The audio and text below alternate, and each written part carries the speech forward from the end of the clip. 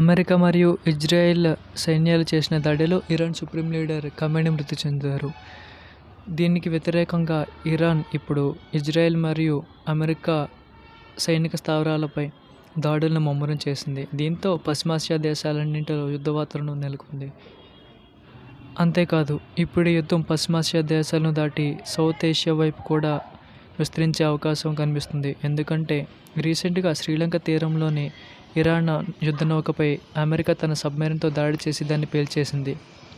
అంతేకాదు, తర్వాత అమెరికా ఈ నౌకపై దాడి చేసేందుకు భారత్ తన నౌకాశ్రయాలను అమెరికాకి ఇవ్వడం ద్వారా సహాయం చేసిందంటూ చెప్పుకొచ్చాయి. అయితే దీనిపై భారతదేశ విదేశాంగ శాఖ తీవ్రంగా స్పందించింది.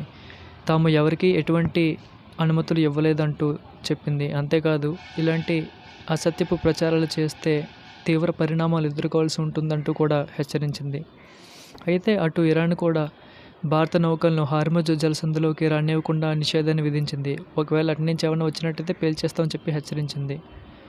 కానీ భారత్ తర్వాత ఇరాన్ యొక్క ఇతర నౌకలు అంటే మిగిలిన యుద్ధ నౌకల్ని కొచ్చిన్లోకి అనుమతించింది.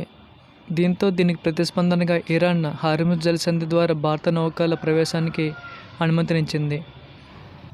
ఈ పరిణామాలన్నీ చూస్తుంటే భారత్ను ఎలాగోలా యుద్ధంలోకి లాగేందుకు అమెరికా మరియు ఇరాన్ ప్రయత్నిస్తున్నట్లుగా అయితే మనకు తెలుస్తుంది.